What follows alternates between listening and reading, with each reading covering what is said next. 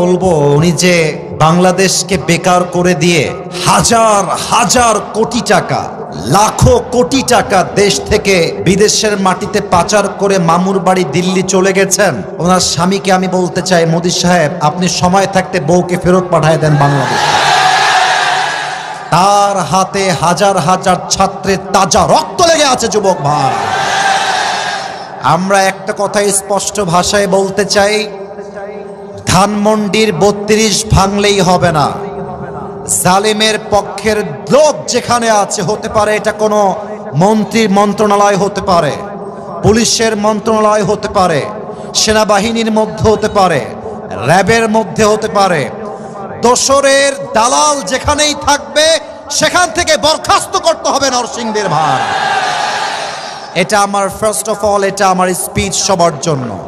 Second কথা, আমাদের দেশের ক্ষমতার চেয়ার জালেমরা আবার দখল করবে, আর বাংলাদেশের যুবকরা আঙ্গুল চুষার জন্য বাংলাদেশে বসে থাকবে না।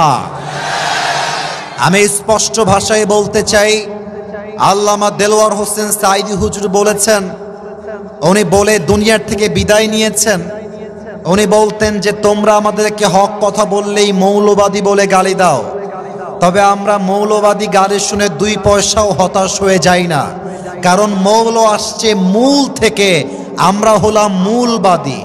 আর যারা আমাদেরকে মৌলবাদী বলে গালি দাও তারা হচ্ছে সব আগাবাদী।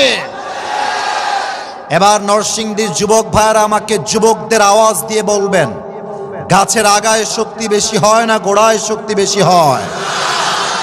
উনি বলতেন তোমরা থাকো গাছের আগায়, আমরা থাকি গোড়ায়। সোনামণি বাড়াবাড়ি বেশি কইরো না, জুলুমের রাজনীতি কইরো না, আলেমদেরকে ধরে জেলখানায় বন্দী করো না। যদি বেশি বাড়াবাড়ি করো, মনে রেখো বাংলাদেশের 16 কোটি মানুষ মিলে গাছের গোড়ায় একটা ঝাঁকুনি মারবে, মামুর বাড়ি দিল্লি গিয়ে পড়বা, দিল্লি গিয়েই তারা